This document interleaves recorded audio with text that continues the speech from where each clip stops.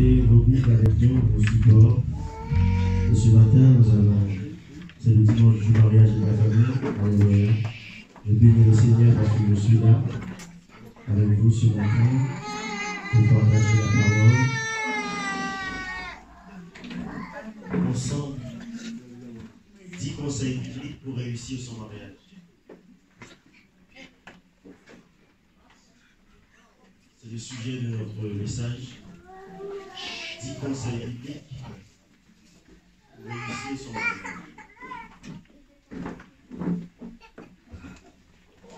Bien aimé, la Bible nous dit que le mariage, c'est l'union de l'homme et d'une femme.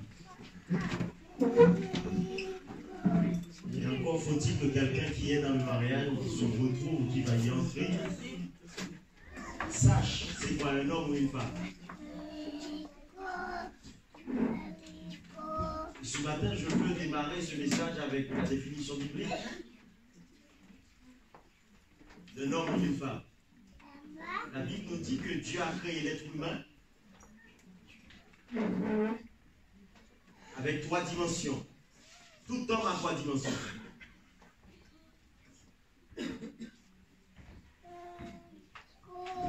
Alléluia, je vais rester dans la Bible. Nous allons voir dans 1 Thessaloniciens chapitre 5. Comme ça, je vais rester strictement dans la Bible.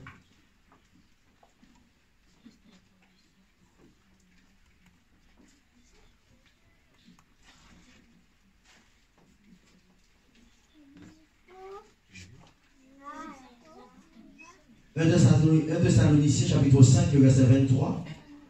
Que le Dieu de Père vous sanctifie lui-même tout entier, et que tout votre être, l'esprit, l'âme et le corps, soient conservés irrépréhensibles lors de l'avènement de notre Seigneur Jésus-Christ.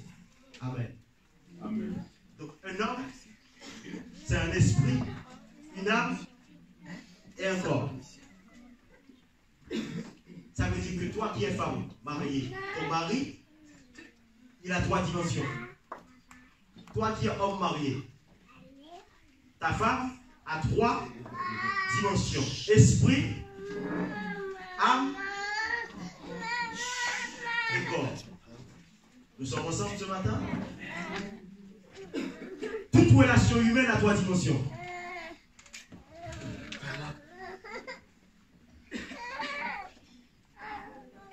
Et le mariage, qui fait partie des relations humaines, a également 3 dimensions. Tout mariage a 3 dimensions. Tout couple a 3. La dimension de l'esprit, la dimension de l'âme et la dimension du corps. Mais de nos jours, la dimension corporelle a tendance à prendre le dessus sur les autres dimensions. Ce n'est pas sans raison. Les gens, tout va bien quand ils sont sous la couette. Mais après, ils pètent les plombs.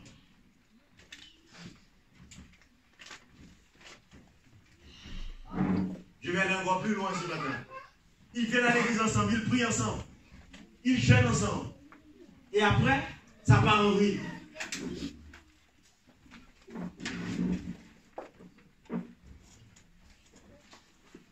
Ils sont en accord au niveau de la dimension du corps. Ils sont en harmonie au niveau de l'esprit. Ils prient le même Dieu.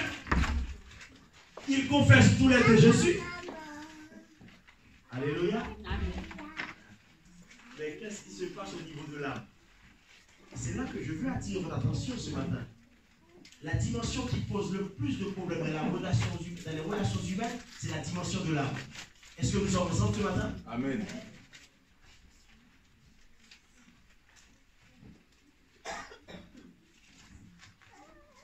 Dimanche dernier, en terminant ma série sur la destinée, je vous avais laissé avec une question. Pourquoi dans la vie de l'homme ou d'une femme, c'est son âme qui compte le plus? C'est même pas son esprit. Parce que la Bible dit que sert-il à un homme de gagner le monde s'il perd son âme? J'ai l'esprit, j'ai le corps, j'ai l'âme. Mais pourquoi la Bible met autant d'accent sur l'âme? Je vais essayer de répondre à cette question ce matin pour introduire ce message. Je vous avais dit que Dieu cherche ton âme. Satan cherche également ton âme. Et là, ce matin, je viens de vous dire que dans le mariage, la dimension qui pose le plus de problème, c'est la dimension de l'âme.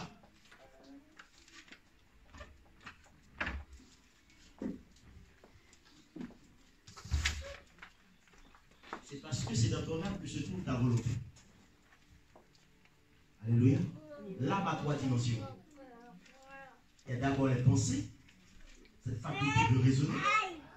Il y a les émotions. Et il y a la volonté. Alléluia. Satan cherche à ce que tu fasses sa volonté. Dieu veut que tu fasses sa volonté. Et pour être très précis et très concis ce matin, pour rester dans le cadre du sujet, dans le mariage, ta volonté va faire face à la volonté de ton mari.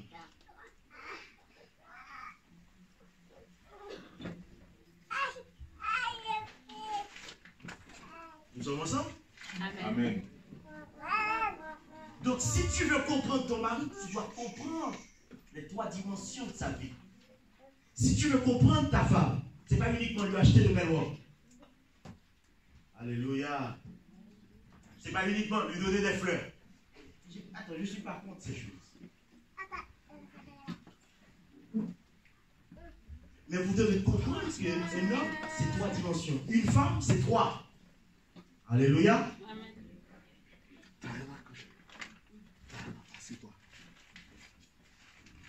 Et dans l'âme, il y a les pensées. Voilà pourquoi nos pensées doivent être renouvelées. Parce qu'on ne peut pas changer. Si tu veux changer ton mariage, tu dois changer ta façon de penser. Tu dois aider ton mari ou ta femme à changer de manière de penser. Parce que tu peux changer toute la maison. Tu achètes une nouvelle maison, des meubles neufs, nouvelle chambre. Mais si vous continuez à penser comme avant, vous allez avoir les mêmes soucis. Alléluia. Amen. Et dans l'âme, il y a également les émotions. C'est-à-dire que sa façon de réagir. Et je vais lever le voile sur une vérité fondamentale que la psychologie moderne, même pas moderne, nous a appris. C'est que les émotions se forment dès l'enfance.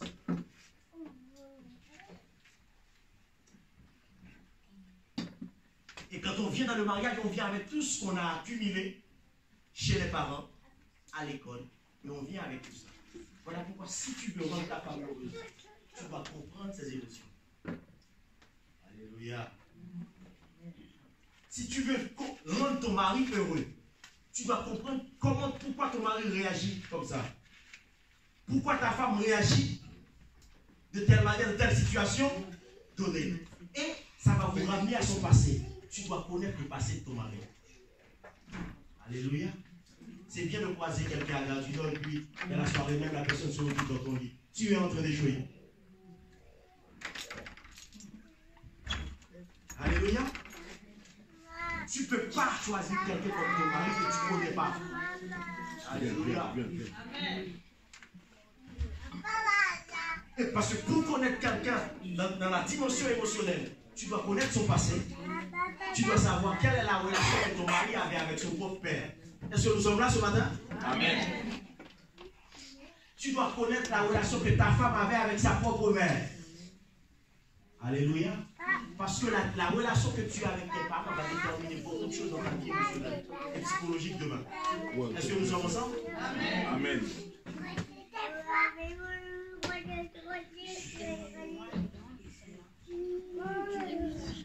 Voilà pourquoi, jeune fille, ça se trouve que lui, il peut passer de bons moments avec toi sur la pointe. Mais il ne peut pas être son mari, il n'est pas qualifié. Alléluia. Alléluia. Le monde t'a... Satan, c'est très demandé. Le monde t'a déjà demandé. Mais maintenant, tu es là. La Bible dit, vous connaissez la vérité vous rendra libre. Libre. Au nom puissant de Jésus. Le Seigneur pour cette année. Alléluia. Parce que Dieu va, le Saint-Esprit va t'ouvrir les yeux. Donc, tu dois connaître l'histoire de ton mari et de ta femme. Parfois, il pète les plombs, tu ne sais même pas pourquoi il pète les plombs. Alléluia. Alléluia. Donc, esprit, âme et corps. Pourquoi je mets l'accent beaucoup sur l'âme? C'est parce que les désaccords beaucoup. Assez souvent, c'est les âmes qui se battent. Pourquoi? Je suis d'accord là, je ne suis pas d'accord avec toi. Ça se passe à quel niveau? Ce n'est pas le corps qui n'est pas d'accord. On vient de passer une belle soirée. On a passé une belle nuit sur la couette. Hein? Oui ou non? Amen. Oui ou non? Amen. On a prié à l'église ensemble ce dimanche matin. Ce n'est pas l'esprit. On a prié le même Dieu. Oui ou non? Ah. Nous avançons. Madame. Madame. Madame. Gloire à Dieu. Gloire à Dieu. Donc, maintenant, tu dois comprendre. Pour bien comprendre ta vie, tu dois comprendre ton âme. Alléluia.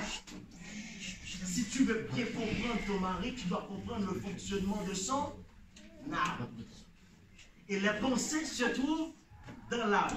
Si tu veux changer un homme, tu dois commencer à changer ses pensées, sa manière de penser. Tu peux changer le costume, mais tu ne changes pas. Tu changes de pays et tu ne changes pas. Alléluia. Amen. Tu changes d'école, mais tu ne changes pas. Tu changes d'église, mais tu ne changes pas. Pourquoi? Parce que tes pensées restent les mêmes. Tu changes de femme. Pourquoi les gens ils pensent au divorce? Ils pensent que le problème va venir parce que je change de femme. Tu peux changer de femme et tu ne résous pas le problème. Tu changes de mari, mais tu ne résous pas le problème. Pourquoi? Parce que si c'est au niveau de tes pensées, tu dois attaquer le problème à la racine. Parce que trop souvent, nous n'attaquons pas la racine des problèmes. Donc si tes pensées ne changent pas, ta vie ne pourra jamais changer. Ce n'est pas sans raison dans Romains 12 de la Bible nous dit que soyez transformés par le renouvellement de l'intelligence. Aucun homme ne peut être transformé sans passer par la phase du renouvellement de son intelligence. Ça veut dire quoi? Pensez différemment. Renouvelez vos pensées.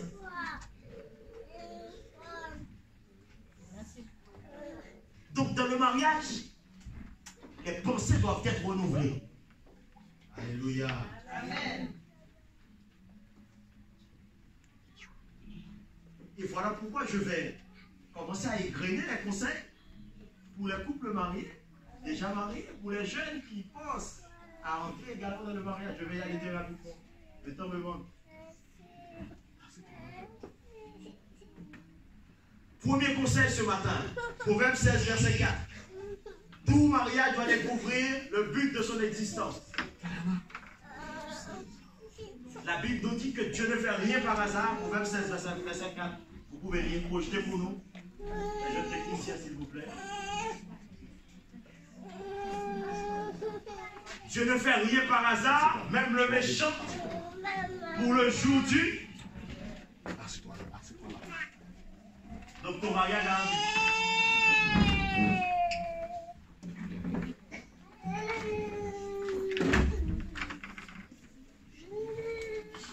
Toi-même, nous avons vu pendant un mois que toi, tu as un but. Que tout homme, toute femme sur la terre a un but. Il ne suffit pas d'accepter Jésus-Christ. Tu acceptes Jésus-Christ, c'est Dieu, mais tu dois commencer à chercher Dieu pour découvrir le but pour lequel tu es né. Mais ton mariage également. Alléluia. Ce n'est pas uniquement pour avoir des enfants. Dieu t'a permis de rencontrer cette personne pour un but. Et tu dois tout faire pour découvrir ce but.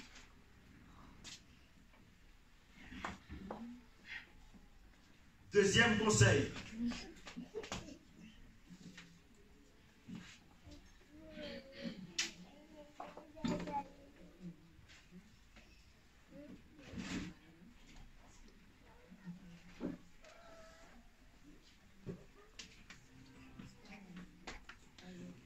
Exprimez votre amour.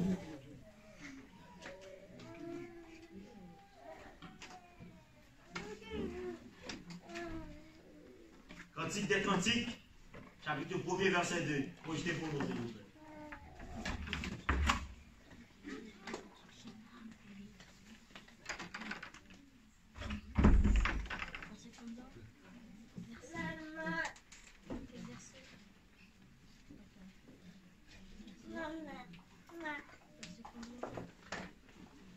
Chapitre 1er, verset 2.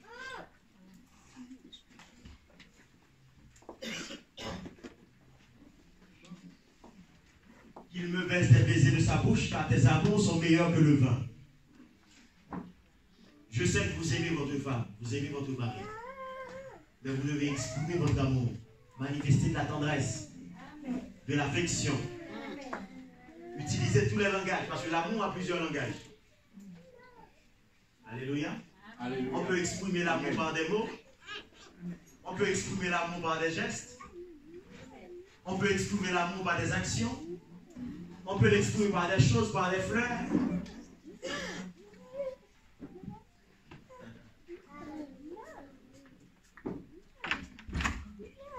Alléluia.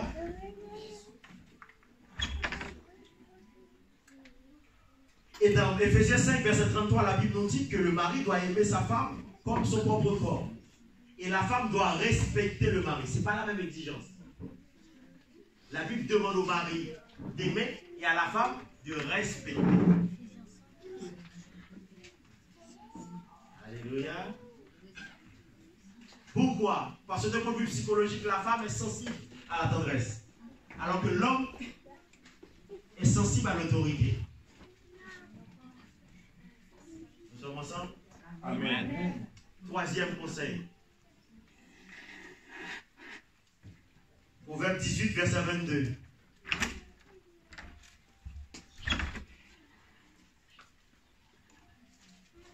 Marie, tu dois considérer ta femme comme un signe de la faveur de Dieu. Proverbe 8. Celui qui a trouvé une femme a trouvé une bonne chose.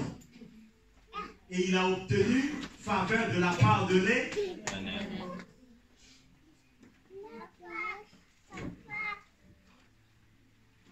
Une femme, une bonne femme, c'est une marque de faveur.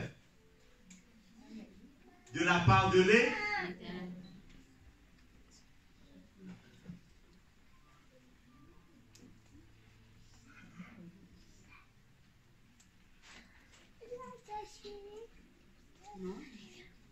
Quatrième conseil.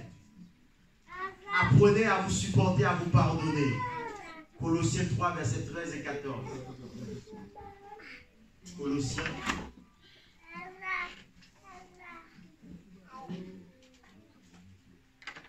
3.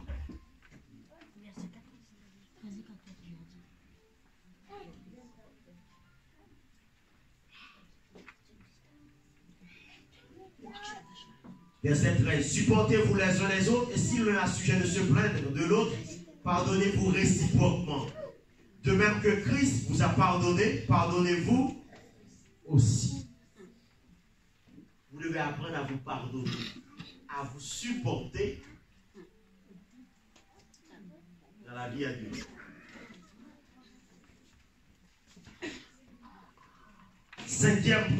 Quatrième conseil, je crois.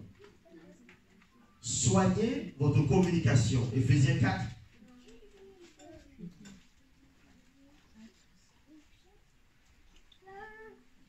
Verset 28.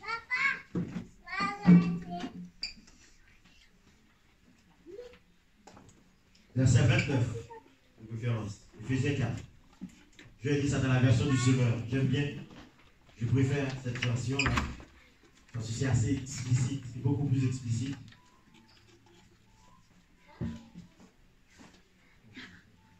Éphésiens 4, verset 29. Ne laissez aucune mauvaise parole. Et c'est pour ça que j'aime la version du Semeur. Je vais le lire. Éphésiens 4, verset 29. Ne laissez aucune mauvaise parole franchir vos lèvres.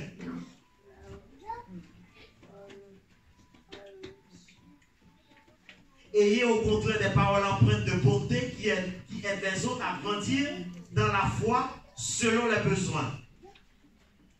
Ainsi, elles feront du bien à ceux qui vous entendent. Ne laissez aucune mauvaise parole franchir vos lèvres. soignez votre communication dans le couple, dans le mariage.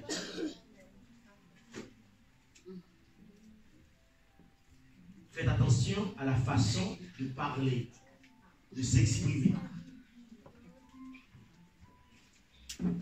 5e conseil. Éphésiens 4, 31, nous allons rester. Protégez votre relation des pollutions émotionnelles ou autres. Éphésiens 4, verset 31. Nous allons le voir. Je vais lire encore dans la version du Sauveur. J'aime comment c'est traduit ici.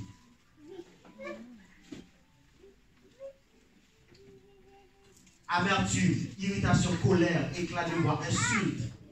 Faites disparaître tout cela du milieu de vous. Faites, c'est-à-dire, vous devez faire le ménage.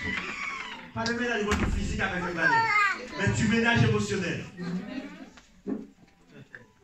Entre vous et votre mari, vous devez faire du ménage émotionnel. Amertume, insulte. C'est-à-dire qu'il faut balayer, nettoyer.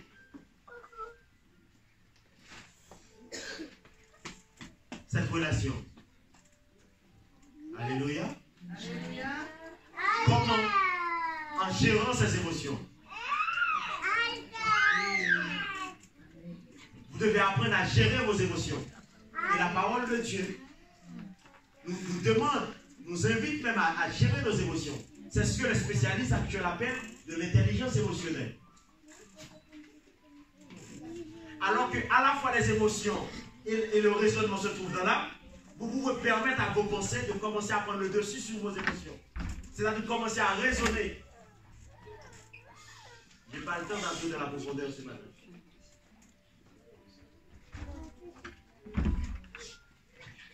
Purifier son cœur. Deuxième moyen. En purifiant son cœur. En laissant le Saint-Esprit au travers de la parole. Purifier nos cœurs.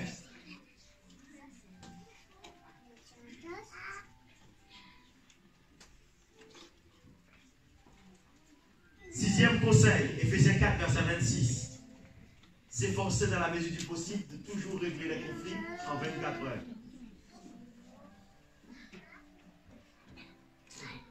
Alléluia. Éphésiens 4, verset 26. Mettez-vous en colère, mais n'allez pas jusqu'à pécher. Que votre colère s'apaise avant le coucher du soleil.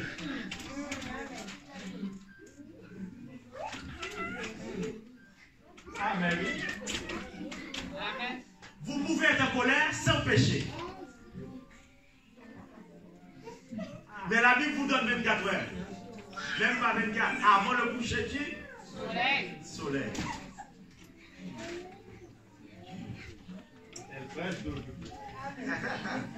Gloire à Dieu. Nous avançons, mes bien-aimés. Là, je suis au 7e conseil, au 8e. Toujours dans la parole. Alléluia. Amen. 1 Corinthiens 15, verset 33. Bien s'entourer dans le mariage. C'est pas normal qu'une femme mariée, mes bien-aimés, toutes ses copines, ce sont des femmes qui ont déjà eu 4-7 maris dans la vie. Il y a un problème.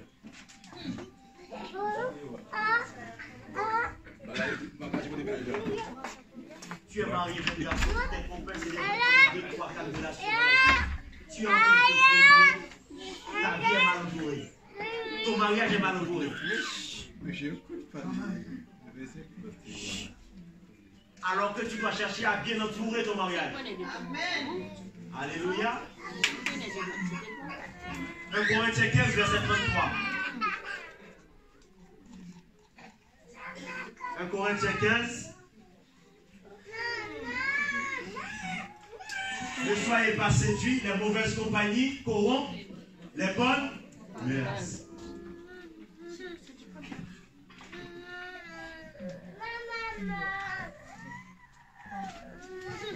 Et on sait que l'entourage, l'environnement a une grande influence sur la vie des gens. Oui ou non? Oui ou non? Oui.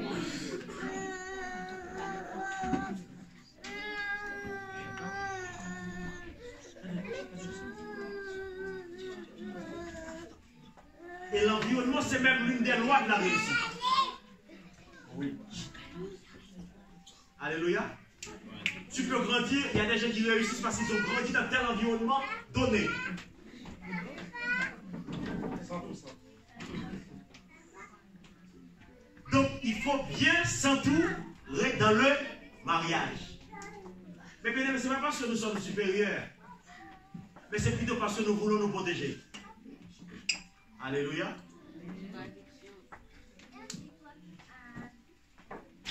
Ensuite,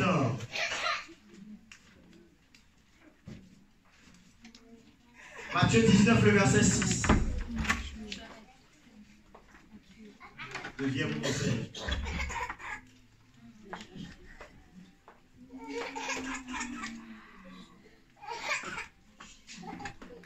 Matthieu chapitre 19. Ainsi, ils ne sont plus deux, mais une seule chair.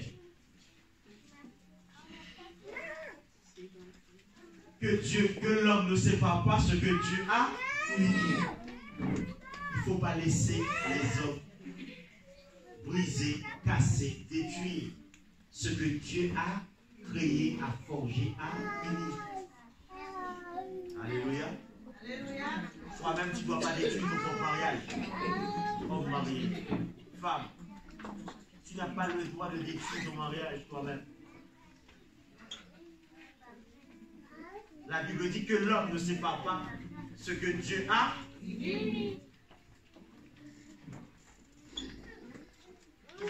Et enfin, préparez-vous à gérer la tribulation. 1 Corinthiens 7, verset 28. La Bible n'a jamais dit que dans le mariage, il n'y aura pas de tribulation, il n'y aura pas d'épreuve. 1 Corinthiens 7, verset 28. Projetez pour nous.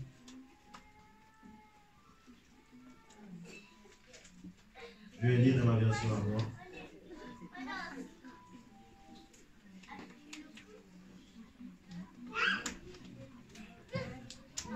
Si tu t'es marié, tu n'as point péché. Si la Vierge s'est mariée, elle n'a point péché. Mais ces personnes auront la tribulation dans la chair. Et je voudrais vous les épargner.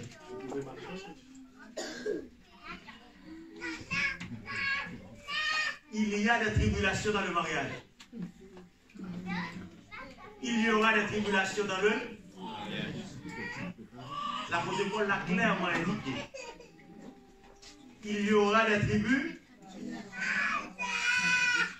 Mais nous sommes là aussi pour apprendre à gérer les épreuves. À gérer les difficultés. Les épreuves par nature sont faites pour être gérées, surmontées. Tu dois être prêt, mon frère, à gérer. Ma soeur, tu dois te préparer à gérer. Pas à fuir. Mais à gérer les épreuves. Parce qu'il n'y a pas de mariage sans tribulation. Alléluia. Donc préparons nos cœurs, mes bien-aimés. Ce matin, vous qui êtes dans le mariage, préparez vos cœurs. Préparez vos pensées. Soyez réalistes. Alléluia. N'oubliez pas que votre mari, c'est un homme. Il est succès, il n'est pas encore au ciel. N'oubliez pas que votre femme n'est pas encore entrée dans l'éternité. Nous sommes des hommes et des femmes sur la terre, avec nos qualités et nos défauts.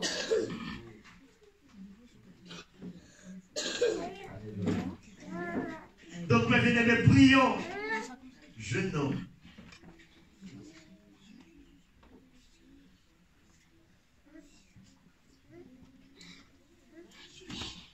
Vous devez prier avec votre femme, avec votre mari.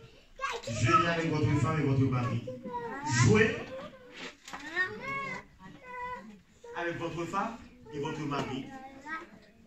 Projeter, faire des projets ensemble. Alléluia. Un couple qui n'a pas de projet, c'est un couple qui n'a pas d'avenir. Alléluia. Dans Jérémie, la Bible nous dit que Dieu a dit, je connais les projets que j'ai formés sur vous, dit l'Éternel, des projets de paix et non de malheur, afin de vous donner un avenir Et de l'esprit. Même Dieu, pour vous donner l'avenir, il est obligé de faire des projets.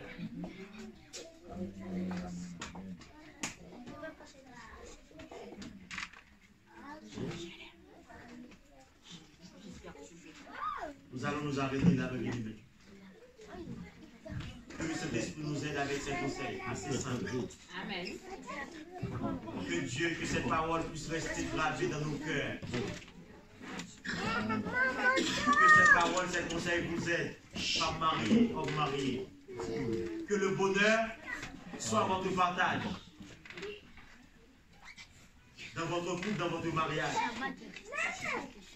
Que le Seigneur nous fasse grâce pour que nous puissions vivre sa parole dans notre vie à deux.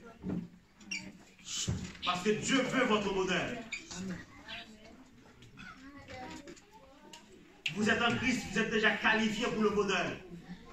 Et vous devez vivre le bonheur dans votre mariage. Vous ne devez plus être malheureux, être dans les larmes et dans les pleurs, dans la tristesse, une tristesse parfois voilée, dans les soucis de toutes sortes. Non, mon frère, ma soeur. Que la parole de Dieu vous éclaire. Que Dieu vous fasse grâce ce matin. Que Dieu nous fasse grâce pour la gloire de son nom. Levons-nous ensemble et nous allons prier.